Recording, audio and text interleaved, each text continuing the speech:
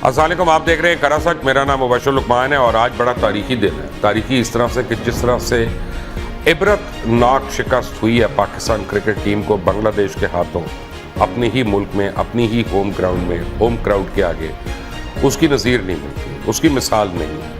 और इसके ऊपर जितना मर्जी हम डायसेक्शन करें, fact of the matter is के सारे हल भी बता देंगे, सोल्यूशन भी बता देंगे, लेकिन जो माफियाज हैं क्रिकेट के ऊपर, और मैं आपको जब माफियाज का जिक्र करता हूं तो मैं बोर्ड के करता धरता तमाम का जिक्र कर रहा हूं, उनको समेत, उनको शामिल करके, चाहे वो चेयरमैन हो, चाहे वो ऑफिशियल्स हों, चाहे वो सिलेक्टर्स हों, चाहे वो मैनेजमेंट का हिस्सा हों, ये सारे जो हैं ये इसमें, इस शिकस्त में जिम्मेदार हैं, शामिल हैं। जो 4-4, 5-5 करोड़ रुपया माहाना की तनख्वाहें ले रहे हैं, वो इस डिफीट को ओन नहीं करते, ना इससे पुरानी डिफीट्स को ओन करते हैं, ना वर्ल्ड कप में मार को ओन करते हैं, ना एशिया कप में मार को ओन करते हैं, ना इंडिया में जो हमें ड्रबिंग हुई हमारी उसको ओन करते हैं। उसकी कई वजूहात हैं। चुप रहते हैं कि 4 दिन चुप रहो, लोगों ने गुस्सा करना है, गम निकालना है, ये करना है, उसके बाद बिजनेस एज यूजुअल, खाबे खुले हुए, हम खा रहे हैं, हमें इस ठेके में पैसे मिल रहे हैं, हमें उस चीज़ के पैसे मिल रहे हैं, हमें क्लास ए कॉन्ट्रैक्ट है, हमें सब कुछ ये है। Fact of the matter is कि आज जो क्रिकेट टीम की शिकस्त है, ये पूरे पाकिस्तान के मुख्तलिफ इदारों के ऊपर एक अक्कासी कर कि जिस तरह हम आंखें बंद करके बैठे हुए हैं और हम सब अच्छा की बातें कर रहे हैं, सब अच्छा नहीं है इस मुल्क में। Let's start with cricket, let's start with cricket. मुझे ज्वाइन किया है मेरे दो तो मेरे बड़े अजीज़ दोस्त हैं, भाई हैं, और एक हमारे बड़े अच्छे शफीक हमारे सियासतदान दोस्त हैं, जनाब शुएब शाहीन साहब। तहरीक इंसाफ से आपका ताल्लुक़ है, आप हमारे साथ हैं। काशिफ अब्बासी किसी तारुफ के मोहताज नहीं है, काशिफ अब्बासी मेरे साथ हैं, ARY पे अपना शो करते हैं। रिजवान रज़ी साहब एक न्यूज़ पे अपना शो करते हैं। आप सबका बहुत बहुत शुक्रिया यहाँ पे आने के लिए। और मैं आपको एक बात बताऊँ कि मैं इतने गुस्से में हूँ, मैं इतना कुछ, बस मैं अपने आप को रिस्ट्रेन इसलिए कर रहा हूँ कि मैं तो बोल दूँगा, उसके बाद जो चैनल को पैमरा से नोटिस आने हैं, लोगों से नोटिस आने हैं, ये कौन भुगतेगा। लेकिन जब मैं कहता हूं कि ये पैसे खाने वाले हैं, जब मैं कहता हूं ये रिश्वतखोर है, जब मैं कहता हूं ये मैच फिक्सर्स है, तब कितनी तकलीफें होती हैं सारों को। कितना मुझे कह रहे होते हैं बढ़ बढ़ के, कितने लोग कहते हैं नोटिस भेज रहे हम इसको, किधर है वो नोटिस? मैं चैलेंज कर रहा हूं, कहां है वो नोटिस? मर गया रास्ते में डाकिया, मर गया रास्ते में वो अपना कोरियर वाला जिस दिन ला रहे थे वो नोटिस, और भेजो नोटिस इधर।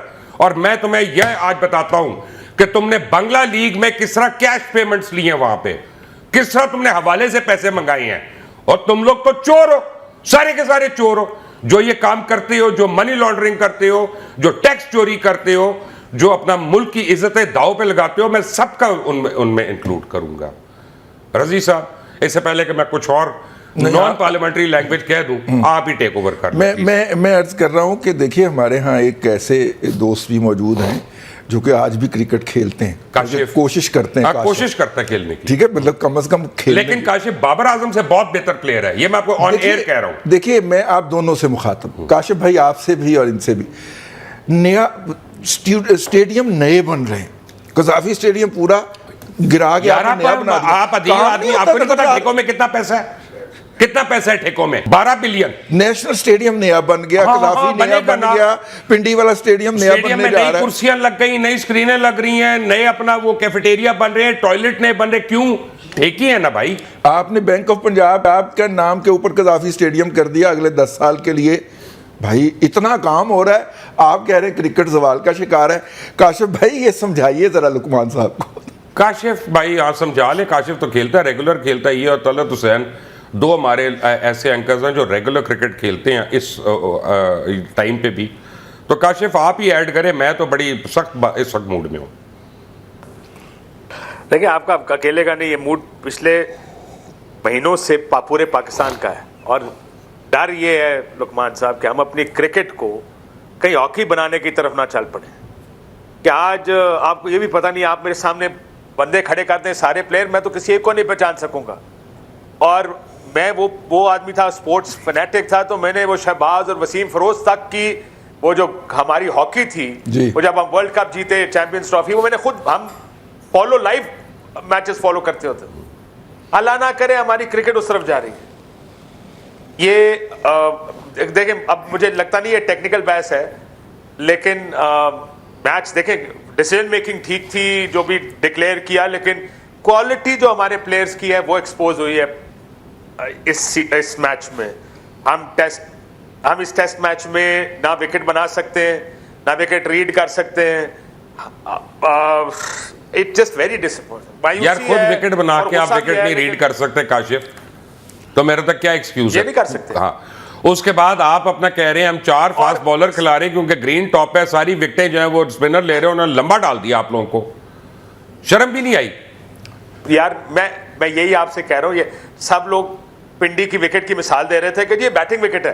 देखिए, मैंने अपनी क्रिकेट जो शुरू की इसी पिंडी की विकेट पे शुरू की थी। अभी मुझे याद है ऑस्ट्रेलिया के टेस्ट मैच की मिसालें दे रहे थे आमिर सुहेल साहब भी और कोई और भी, कि वो 93 का टेस्ट मैच था, सलीम मलिक ने 237 किया और मैच बचाया था। ये विकेट हमेशा से ऐसी है सर, ये सबसे ज्यादा बाउंसी और स्विंग इस विकेट पे होता था। हमारे एक बॉलर थे भट्टी साहब, इरफान भट्टी, तो इरफान भट्टी साहब ने मेरे ख्याल है विल्स कप में बड़े आउट करके एक जिम्बाब्वे के खिलाफ एक वनडे भी खेला था। उनको वनडे उस एक परफॉर्मेंस में मिला क्योंकि पिंडी में इतना स्विंग करते थे वो बॉल को। ये विकेट ट्रेडिशनली बड़ी हार्ड विकेट थी। उस टेस्ट मैच से पहले, एक शाम पहले, मैं खुद ग्राउंड में था, अंडर 19 खेलते थे हम उस वक्त, तो ग्राउंड मैन का ख्याल था कि ये टेस्ट मैच 3 दिन में खत्म हो जाएगा, लेकिन वो रात को घासें काटी गई, वो जो कुछ भी हुआ, लेकिन हमसे अब विकेट भी नहीं बनती, ना विकेट रीड होती है। हमने ऑस्ट्रेलियन बुलाया हुआ, हम तेज विकेट नहीं बना सकते।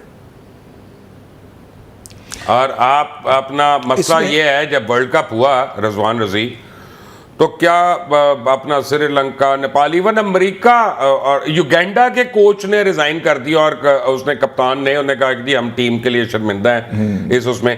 आप क्या किसी को शर्म नहीं आई कि यहाँ पे भी कर देते? लेकिन देखिए, इसमें जो बांग्लादेश के जितने भी प्लेयर थे, शकीब है वो PSL भी खेलता है और हमारे प्लेयर उनके साथ जाके बंगला लीग में भी खेलते हैं।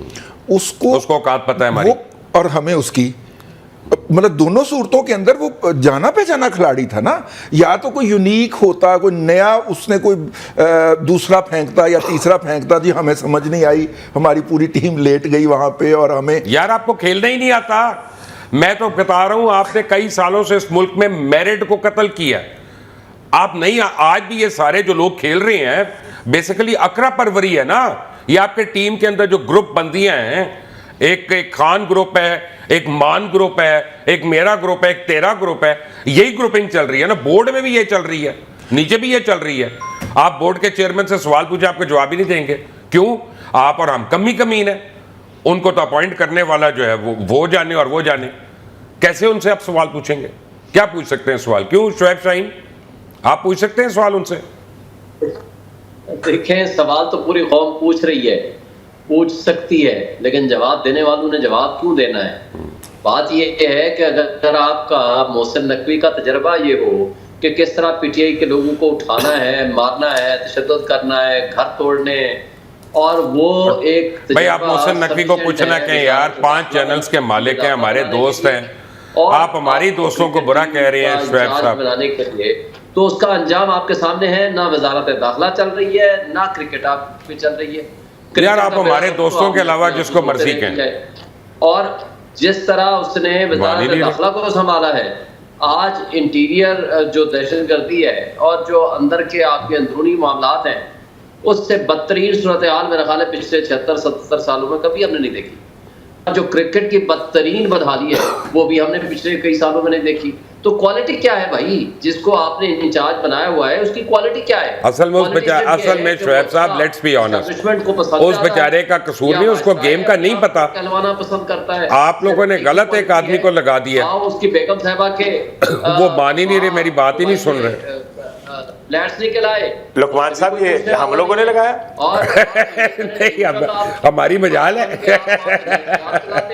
अगले दिन आकर के एक और जो लगाने वाले हैं वो कहते हैं हमने नहीं लगाया। तो आप, और हर उस जगह मोहल्ला फजलरहमान से भी आपने मीटिंग करनी है, अहमद वली से भी आपने मीटिंग करनी है, और वजीर आला खैबर पख्तूनख्वा के साथ भी आपने मीटिंग्स करनी है, सियासत भी आपने चलानी है, दाखिला भी आपने चलाना है और क्रिकेट भी चलानी है। तो क्रिकेट का बेड़ा तो गर्क हम अपने हाथों से किए जा रहे हैं। लेकिन असल में एक बात जो काशिफ को नहीं पता, माजरत के साथ काशिफ अब्बासी ने गलत बात की है। उसने कहा कि हम इसको हॉकी ना बना जी, दें। मुबशिर साहब, मैं आपको बताऊं ये हॉकी बन चुकी है काशिफ, आपका ख्याल गलत है कि हम बन सकते हैं?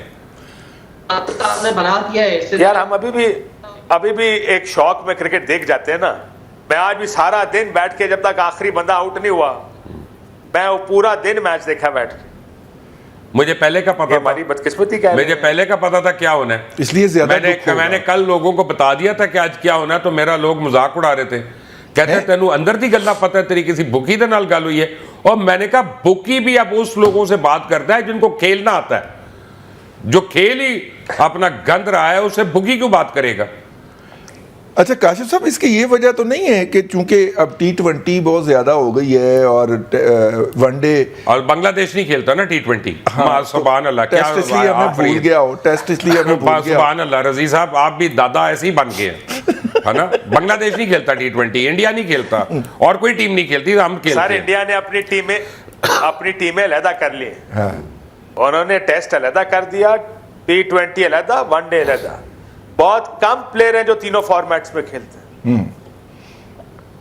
उन्होंने अपनी टीम को अलहदा किया। मेरी बात सुने, हम बैटिंग की वजह से मैच हारे हैं, आई नो आज बैटिंग लुक्स रियली बैड, लेकिन हमने बांग्लादेश से 570 करा दिया।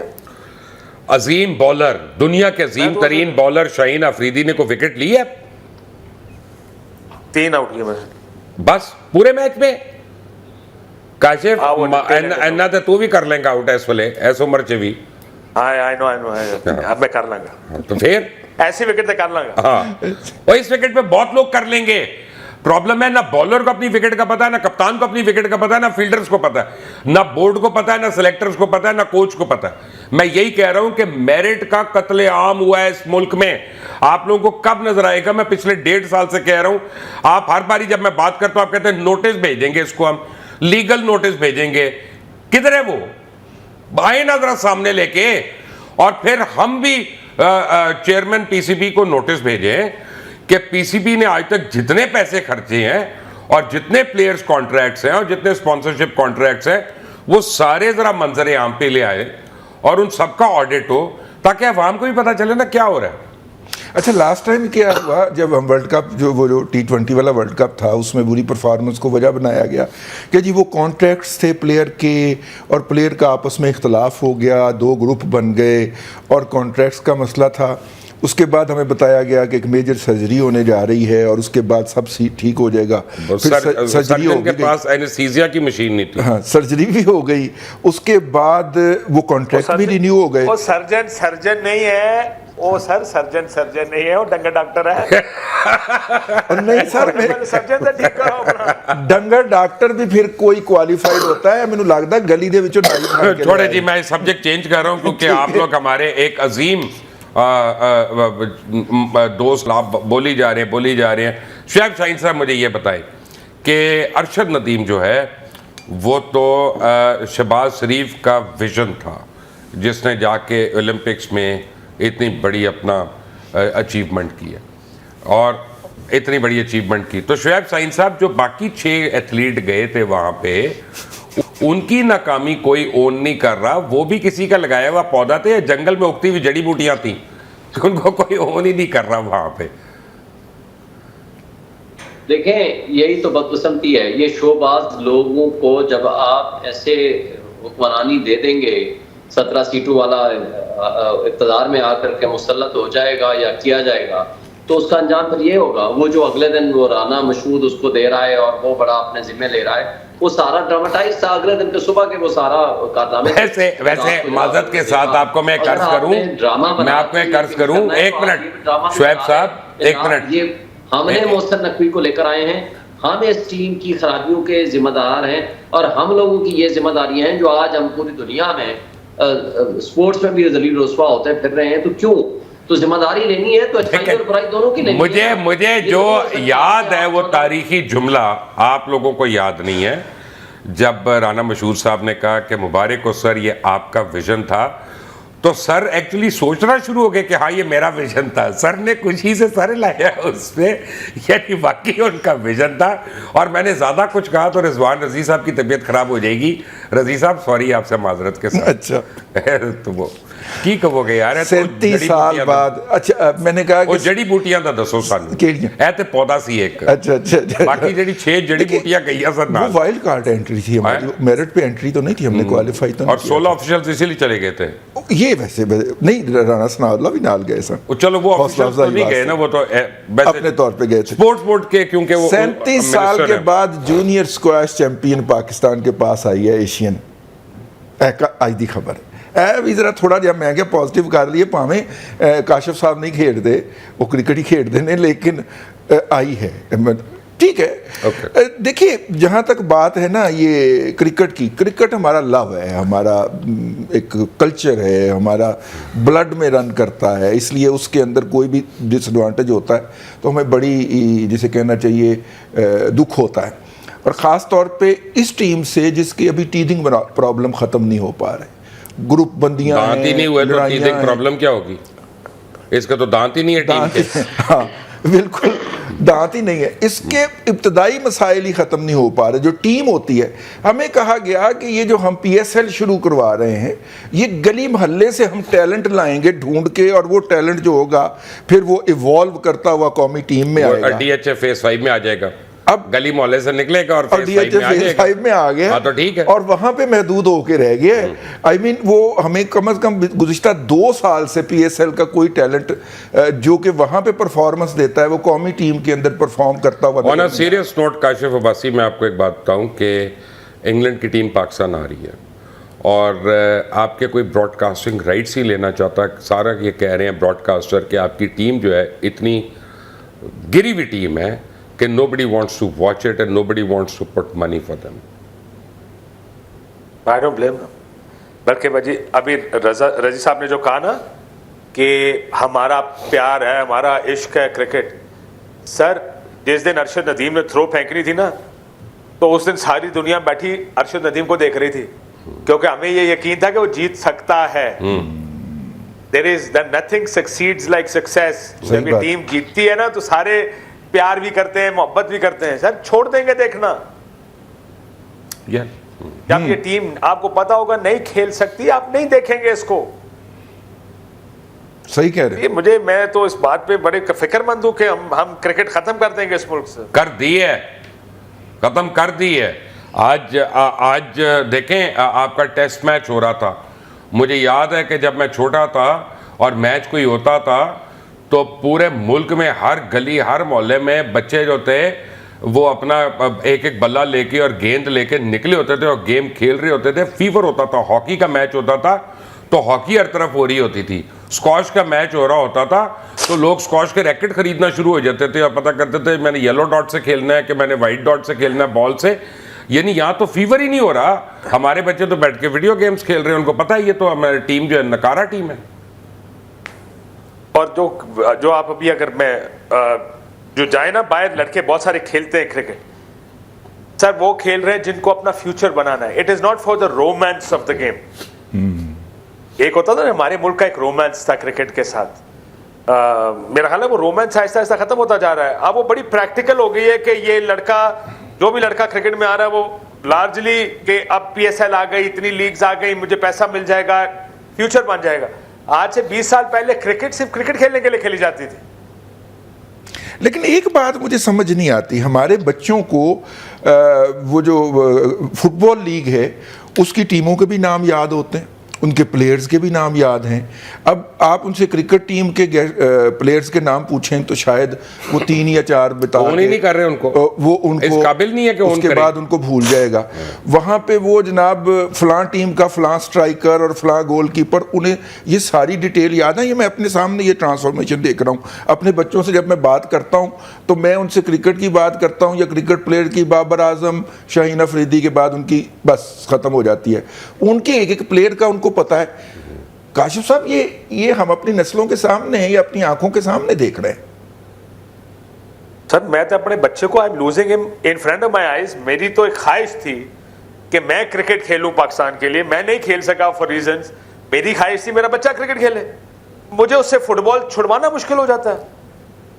वो देखें उनके स्टार्स देखे ना सर, आइकॉन्स देखे, रोनाल्डो और मेसी, मैं तो आज भी ये बात करता कि इतने बड़े आइकॉन्स बनाते हैं फुटबॉल प्लेयर्स जो होते हैं या फुटबॉल जो लीग्स होती हैं, हम जीतने से आइकॉन्स बनते हैं। अरशद नदीम पाकिस्तान का आइकॉन बना जीतने से।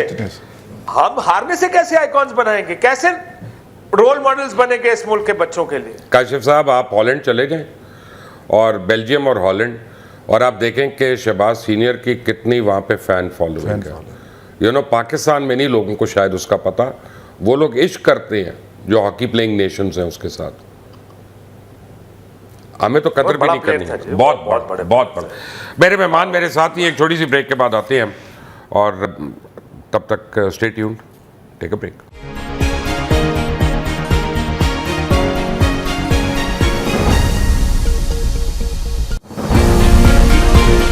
कौमी असम्बली में हुकूमती इत्तेहाद को 2/3 अक्सरियत हासिल नहीं। 336 के ऐवान में हुकूमती इत्तेहाद 210 जबकि ओपोजिशन 103 अरकान पर मुश्तमिल है। 23 मखसूस नशिस्तों का फैसला होना अभी भी बाकी है। किसी भी आईनी तरमीम के लिए हुकूमत को सेनेट में 2/3 अक्सरियत हासिल नहीं है। अलबत्ता JUIF के पास तरफ का पत्ता है। इस वक्त सेनेट के अरकान की तादाद 96 है, क्योंकि खैबर पख्तूनख्वा की 11 नशिस्तें खाली हैं। JUIF के पास 5 वोट हैं। सेनेट में हुक्मरान इत्तेहाद के नंबर 59 है। आईनी तरमीम के लिए सेनेट में 64 अरकान की हिमायत दरकार होगी, जो कुल तादाद का 2/3 बनता है। JUIF अहमियत इख्तियार कर चुकी है। किसान तहरीक इंसाफ ने मौलाना का साथ हासिल करने के लिए 5 मुलाकातें की, मगर ये सारी मुलाकातें बातों तक महदूद रहीं। मुफाहमत के बादशाह आसिफ अली जरदारी की एक मुलाकात में बहुत कुछ छुपा हुआ है। सदर मुमलिकत का खुद मौलाना फजल रहमान के घर जाना अहम वाकया है, और ये एक मुलाकात ही अपोजिशन की उम्मीदों पर पानी फेर सकती है। सदर मुमलिकत की तरफ से मौलाना को बंदूक का तोहफा पेश करना भी इस सिलसिले की कड़ी है। इस मुलाकात की अहमियत का अंदाजा बहरहाल पीर से शुरू होने वाले इजलास से होगा। Welcome back from the break. Shoaib Shaheen साहब, ये 28 तारीख को जो जॉइंट पार्लियामेंट का इजलास हो रहा है, इसमें आप लोग क्या समझते हैं कि क्या होने जा रहा है? देखिए, मेरा ख्याल है कि में तो मुमकिन नहीं होगा कि ये कोई कॉन्स्टिट्यूशनल अमेंडमेंट पेश करें, क्योंकि उसके लिए तो आर्टिकल 239 बड़ा वाज़ेह है। उसके लिए ज़रूरी है कि कोई एक सेशन 2/3 मेजॉरिटी के साथ उस बिल को पास करे, और उसके बाद दूसरा सेशन में दूसरा बिल पास हो, वो भी 2/3 मेजॉरिटी के साथ। लेकिन कल जो होने जा रहा है, जो मुझे फील हो रहा है, ये बल्दियाती इलेक्शन इस्लामाबाद के हो रहे हैं, जो हर हाल में ये नहीं चाहते कि यहाँ इलेक्शन हो, उसको मुलतवी करने का एक बहाना होगा, नया एक्ट पेश कर देंगे और उसको पास भी कर देंगे। और दूसरा, उनको पता है कि चेयरमैन और वाइस चेयरमैन के अगर डायरेक्ट इलेक्शन होते हैं तो वो बुरी तरह हार जाएंगे, और PTI यहाँ जो पहले ही 3 सीटें जीती बैठी है, जिनको फॉर्म 47 के जरिए हराया गया, तो वो उस हिसाब से फिर नीचे अब उस तरह की धांधली करना मुमकिन नहीं होगा, नहीं होगा। और हाई कोर्ट का हुक्म है कि हर हाल में अगले महीने इलेक्शन कराएं। तो मेरा ख्याल है कि उसको मुस्तवी करने के 2 तरीके हैं। एक तो ये है कि एक्ट पास हो जाएगा, उससे मुलतवी हो जाएगा, और जो अर्ज 6 है उसको 7 कर देंगे, तो डिपुटेशन की जरूरत पूरी शुरू हो जाएगी। इसी तरह ECP पहले से इनके साथ मिला। ECP ने जो पहला नोटिस किया था कि 29 सितंबर को इलेक्शन होने जा रहे थे, और 3 दिन उन्होंने टाइम दिया था 20 तारीख तक नॉमिनेशन फॉर्म भरने का, फिर उसको 8 दिन के लिए एक्सटेंड कर क्योंकि उनको खतरा था कि अगर इस तरह कागजात ना हो गए, सब्सिक्वेंटली पास भी हो गया, अदालतों ने कहना है कि अगला इलेक्शन या इलेक्शन ना होए। तो ये जो ECP पे मिली हुई है मौजूदा हुकूमत के साथ, मुझे कल का उनका बाकी एजेंडा के अलावा इसमें कोई शक नहीं। मौलाना रहमान की मीटिंग के साथ मीटिंग के बाद इजलास की, अब उनकी पूरी तरह कोशिश है, क्योंकि अब 2 महीने बाकी है गाजी फैसल साहब की सेंशन के लिए, उसके लिए वो डेस्परेट है, उसके लिए पूरी कोशिश कर रहे हैं, क्योंकि करप्ट सिस्टम की बका जो है उनके बहुत मुकाबला हो सकती है, नहीं हो सकती। तो उसके लिए मौजूदा हुकूमत, एस्टैब्लिशमेंट और ये जमातें नई जमातें मिलके इनकी कोशिश यही है किसी तरीके से हम कॉन्स्टिट्यूशनल अमेंडमेंट करने में कामयाब हो जाए, जिसके लिए वो सरदोर कोशिश कर रहे हैं। असल में हमारे पास इस वक्त ना कोई PMLN का आदमी है, ना कोई पीपल्स पार्टी का है। तो आप दादा इस वक्त जो है ना 10 मिनट के लिए PMLN के बन जाएं और शुएब शाहीन के ताबड़तोड़ हमलों का जवाब दें, करारा किस्म को आतिफ से मैं तजिया ले लूँगा सिर्फ। नहीं, बात ये है कि मुझे आप पहले PMLN में करवाएं। नहीं, वो आपको 10 मिनट के लिए, 12 मिनट के लिए नहीं, 10 मिनट के लिए।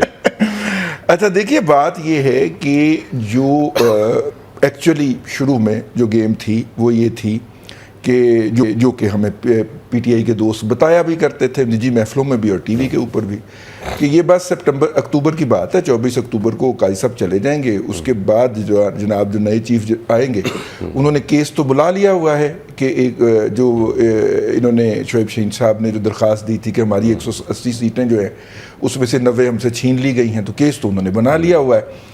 तो उसके बाद वो सीटें हमें वापस देंगे तो 180 नशिस्तें हो जाएगी हमारी, अल्लाह खैर से। और हम जनाब अक्टूबर में आ रहे हैं। ये हम एक बयानिया बड़ी शिद्दत हमने कुछ अर्सा सुना भी। मुबारक अहमद सानी केस जो है उसमें फैसला देते हुए चीफ जस्टिस ऑफ पाकिस्तान काजी फायजी साहब ने एक लाइन ऐड कर दी कि कानून साजी जो है ना वो पार्लियामेंट का काम है और पार्लियामेंट का ये राइट हमें मानना पड़ेगा बीइंग ए जुडिशरी।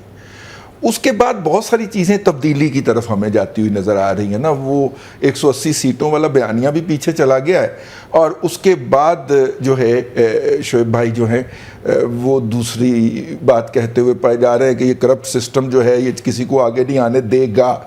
यानी इन्हें भी महसूस हो गया है कि ये अब 180 नशिस्तों के साथ वापस नहीं आ रहे, बल्कि इन्हें ये भी महसूस हो गया है कि जो वो वाली रिजर्व सीट्स हैं जो सुप्रीम कोर्ट का एक फुल बेंच दे बैठा है इनको, वो इनके पास वापस नहीं आ रही। मुझे अभी इनकी गुफ्तगू से पता चला, आपको लग रहा है मुझे उनकी गुफ्तगू से ये फील आई। हालांकि बाकी जो दीगर बातें हमारे PTI के दोस्त दोहराते हैं, इन्हें ये बात करनी चाहिए थी कि रिजर्व सीटें तो हमारे पास आ गई हैं और हम देखेंगे हम क्या करते हैं। अभी जो इनकी गुफ्तगू थी वो सारी थी कि जनाब ये 2/3 अक्सरियत उनके पास नहीं होगी।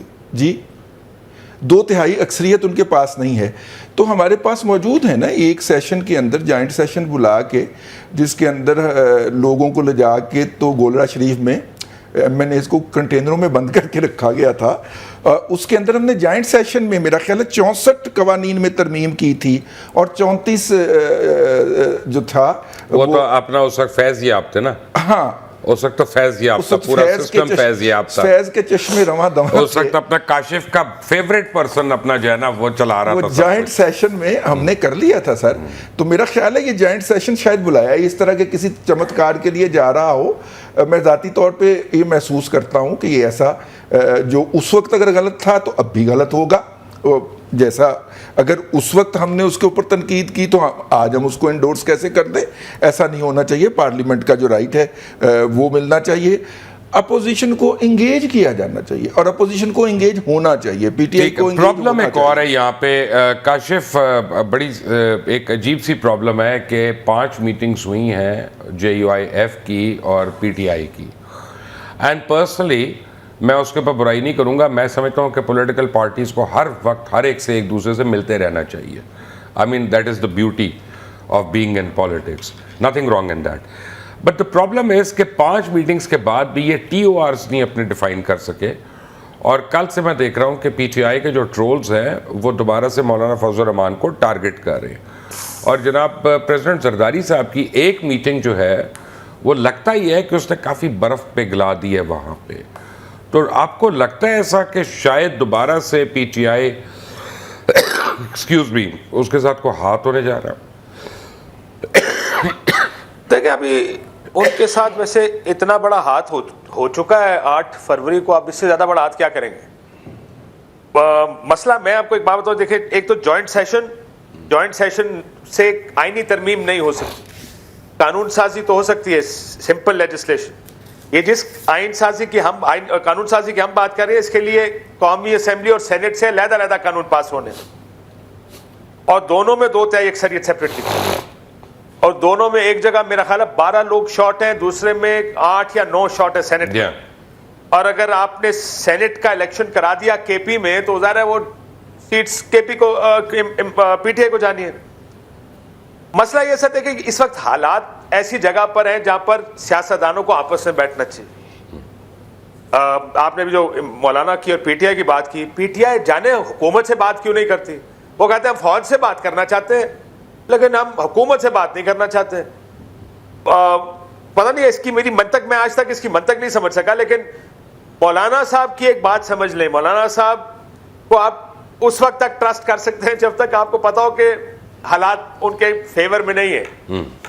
उनका ये ख्याल था, जब पीटीआई से बात हुई थी, उन्होंने कहा जी आप हमें गारंटी दे दें कि आप फौज से कोई बात नहीं करेंगे, क्योंकि लड़ाई तो असल उनके साथ है। अब जमात इस्लामी तो किसी ताकत का हिस्सा बनना ही नहीं चाहती, लेकिन असल मौलाना इसलिए मसला है, मौलाना के पास स्ट्रीट पावर है, लेकिन मौलाना के नंबर मिला के भी सेनेट में नंबर पूरे नहीं होते। I don't think national assembly में भी पूरे होते हैं। तो ये मीटिंग्स अच्छी है, लेकिन ये जो 2/3 अक्सरियत ढूंढ रही है हुकूमत, वो जिस चीज के लिए चाहिए वो वक्त बड़ा तेजी से निकल रहा है। और अभी रजी साहब ने जो चीफ जस्टिस की बात की ना, मेरा ख्याल है चीफ जस्टिस को हम ओवर प्ले करते हैं उनके जो उनकी प्रेजेंस है। बंदयाल साहब थे, आपको याद होगा, ये कहा जा रहा था कि हुकूमत ये काम उस वक्त करेगी जब बंदयाल साहब चले जाएंगे। अब मैं सुन रहा हूं ऑपोजिशन ये काम, अब माफी चाहता हूं उस टाइम की ऑपोजिशन, और अब की ऑपोजिशन भी इंतजार कर रही है चीफ जस्टिस के जाने का। चीफ जस्टिस अमूमन काम चलाया करते हैं, वो निजाम गिराया नहीं करते, वो बहुत ज्यादा सख्त पोजीशंस नहीं लेते। सो मेरा ख्याल है कुछ ज्यादा नहीं होगा। ये मुझे लगता नहीं है कि हुकूमत आनी तरमीम कर पाएगी, अनलेस वो ये करें कि वो इसी हाउस को कंप्लीट कह दें और कहें जितना हाउस है यही कंप्लीट हाउस है, और इसकी 2/3 अक्सरियत अब कोई कानून साजी करेगी। अनलेस ये करें, मुझे 2/3 अक्सरियत पूरी होके कानून नहीं तो क्या वो लीगली कर सकते हैं Kashif, in your opinion?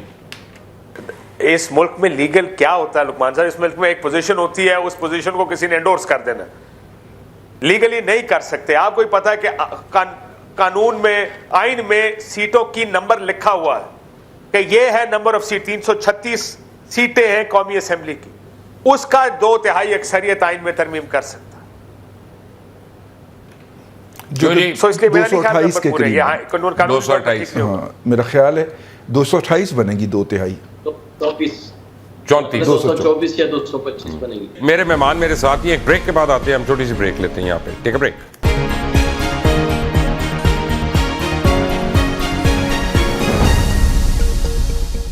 Welcome back from the break. आप देख रहे हैं खरा सच, और मेरे साथ काशिफ बासी, रिजवान रजी और शुएब शाहीन साहब मौजूद हैं। आप एग्री कर रहे हैं शुएब साहब के, थोड़ा सा जरा मैच्योरिटी दिखाएं आप लोग भी, आप बजाय हर वक्त कहने के कि जी हम GHQ से बात करेंगे, आप हुकूमत से क्यों नहीं बात करते?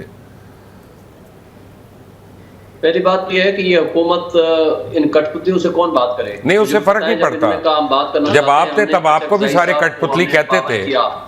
शुएब साहब जब आप थे ना तब आपको भी कठपुतली कहते थे। जब इन्होंने कहा हमने APC बुला रहे हैं, हमने कहा ठीक है हम आएंगे, हमने तो इनकार नहीं किया था। 12 जुलाई को सुप्रीम कोर्ट का फैसला आया है। अता तारड़ किसके कहने पे 15 जुलाई को जाकर के प्रेस कॉन्फ्रेंस करता है और माहौल खराब करता है, कहता है कि जी हम पाबंदी लगाने जा रहे हैं PTI पे और आर्टिकल 6 लगाएंगे। मुझे बता दें कि जिनके पास ना अपना अख्तियार है, ना उनको अथॉरिटी है कि किसके कहने पे उन्होंने बात करनी है, उन्होंने उसमें क्या आकर कहा कि जी ये कैबिनेट का फैसला है, हुकूमत का फैसला है, कैबिनेट का डिसीजन तो आज तक नहीं आया। उन्होंने कहा तमाम इत्तेहादियों से हमारी बात हो गई है। उसी दिन इत्तेहादियों ने कहा, पीपल्स पार्टी ने कहा जी हमसे तो बात ही नहीं की, डिप्टी प्राइम मिनिस्टर को पता ही था इस फैसले का। यानी जिनके कहने पे वो चल रहे हैं, मुझे ये बता दें कि उनकी हैसियत क्या है। ना उनके पास अख्तियार है, ना वो अख्तियार का उनको पता है, ना उनके साथ तो हमने तो भी कहा कोई हैसियत नहीं है। लेकिन फिर मुझे ये बताइएगा, मुझे ये बताइएगा शुएब साहब, एक मिनट होता है शुएब भाई, बंदे उठाएं। और शुएब भाई एक सेकंड, मैं आपकी बात मान ली, मैंने आपकी बात मान ली भैया, मैं आगे चलना चाह रहा हूँ शुएब भाई, मैं आगे चलना चाह रहा हूँ। मैं ये कह रहा हूँ अगर कोई रीजनेबल इनकी प्रपोजल हो या कोई बातचीत हो, इनके पास जो मेरी आवाज नहीं जा रही कि आप मुझे मोहसिन नकवी से कंफ्यूज कर रहे हैं। संजीदगी के साथ बात होगी। मैं कसम से मैं मोहसिन नकवी नहीं हूँ। सुन ले मेरी बात, सुन ले मेरी बात। अच्छा आप अपना, मैं कुछ और कह रहा हूँ शुएब साहब। और यार एक मिनट ठहर जाए ना, सब्र करें, थोड़ा सांस भी लो। आप सिगरेट पिया करें शुएब साहब, ताकि आप जब कश लगाएंगे तो कोई और बात कर लेगा बीच में। अब मेरी आपको एडवाइस है, सूटे लगाया करें आप। अब मुझे ये बताएं कि आपके सदर जो है वो तो है परवेज लाई, वो कहाँ गुम है? वो क्यों नहीं आ रहे सामने? ना को पार्लिमानी मीटिंग कर रहे हैं वो, ना अपना वो आपके बानी से मिलने जा रहे हैं। तो ये अंदर आपकी काफ़ी इख्तलाफात नज़र आ रहे हैं मुझे, ये क्या वजह है? देखें, परवेज इलाही साहब बीमार हैं, उनका बेटा मुनस इलाही हमारे साथ परमानेंट पॉलिटिकल कमेटी में मेंबर है और कोर कमेटी का मेंबर भी है और हमारे साथ कल भी वो मीटिंग में था। दूसरी बात यह है कि परवेज इलाही साहब की जो एज है और जो उनकी बीमारी है और जो इस तरह वो, क्या ये सही है कि वो सियासत छोड़ने वाले हैं? जिस तरह की सरकमस्टांसेस, क्या ये सही है कि वो सियासत छोड़ने वाले हैं? सब आपके सामने हैं, लेकिन वो हमारे साथ खड़े हैं। आज भी देखें शाह महमूद कुरैशी साहब, ये जो खड़े तो कहीं नहीं है वो शुएब साहब, उन्होंने कभी बयान भी नहीं दिया आप लोगों के लिए। इसी तरह आप, उन्होंने एक बयान तक नहीं दिया ना आपके लिए ना बानिया पीटी। बट एनीवे, वेरी क्विकली आखिरी मिनट है दादा, if you want to say anything. नहीं, पीटीआई अपने इसी स्टांस के साथ जो है, जिस तरह आखिरी वक्त में उन्होंने जलसा मुलतवी किया है, मुझे पता नहीं क्यों छठी इस कहती है कि इस तरमीम के अंदर भी सहूलतकारी करेगी। ये नहीं आपका मतलब 15-20 लोटे बन जाएंगे? नहीं, लोटे बनने की क्या जरूरत है, वोट दे देंगे, अल्लाह खैर सल्ला। वो तो पार्टी पॉलिसी के खिलाफ तो वोट ही दे सकते हैं ना। हाँ, 63A वो तो नहीं दे सकते के ऊपर कुछ करेंगे ये, वैसे मतलब के जरूरी है कुछ करेंगे। हाँ, मेरी छठी इस कह रही है कि कुछ करेंगे ये। काशिफ 30 सेकंड्स। कुछ नहीं करेंगे सर, क्योंकि मैं जब इलेक्शन से पहले से ये, अगर आप हालात देखें कि ये होंगे ही नहीं, इनका टिकट लेने वाला नहीं होगा, टिकट लेने वाले आ गए। फिर कहा कि ये पार्टी जिस दिन इलेक्शन जीते हैं ये सारे आज़ाद कहीं और चले जाएंगे, वो भी नहीं हुआ। फिर जब सुप्रीम कोर्ट का फैसला आया तो कहा 41 बंदे चले जाएंगे। ये सारी बातें काफ़ी अरसे से चल रही हैं, लेकिन लोग खड़े रहे हैं। सियासतदानों को हम इतना क्रेडिट दें कि जो मेचोरिटी सियासतदानों में आई है पिछले 15-20 सालों में, उम्मीद करते हैं वो अपनी पार्टियों के साथ खड़े रहेंगे, असूलों के साथ खड़े रहेंगे, बेहतर असूलों के साथ काम करें। मुझे कोई इस तरह का, हाँ, ये मुझे नज़र नहीं आता कि पीटीआई कुछ करेगी। वो तो लड़ाई करने को तैयार बैठे, लेकिन उनको लड़ने के लिए अखाड़ा नहीं मिल रहा है। काशिफ अब्बासी आपका, शुएब शाहीन आपका, रिजवान रज़ी आप तीनों का बहुत बहुत शुक्रिया हमें ज्वाइन करने के लिए। चलते चलते आज मैं ख़त्म करूँगा जहाँ से शुरू हुआ था। पाकिस्तान क्रिकेट टीम को आज एक बहुत ही ज़िल्लत आमेज़ शिकस्त हुई है, और ये शिकस्त कोई हैरानी की बात नहीं है, कोई परेशानी की बात नहीं है, क्योंकि हमें पता था ये होना है।